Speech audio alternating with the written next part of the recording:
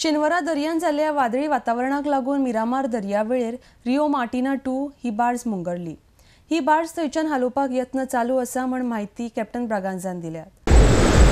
This vessel Rio Martina 2, she ran aground yesterday afternoon, evening around 4 o'clock due to this squally weather which just came about, and we are attempting to pull her out, but due to strong currents and swell, we already tried once. We were unable to pull out, but still the towing operation is on. So we hope by today sometime we are able to tow the vessel out.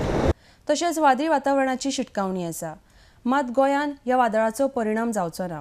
सद्याक जे हवामानान बदल घडल्या हे ह्या वादळाचे कांय संकेत आसात, लागून दर्यान बोटी मुंगरून दवरिल्ल्यो म्हण कॅप्टन ब्रागांझान Sangla.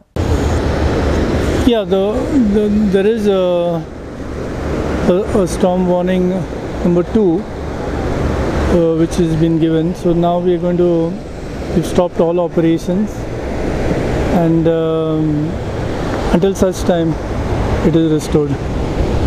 Storm was not to affect Goa. It moved in the Arabian Sea, and in fact it moved northwest further.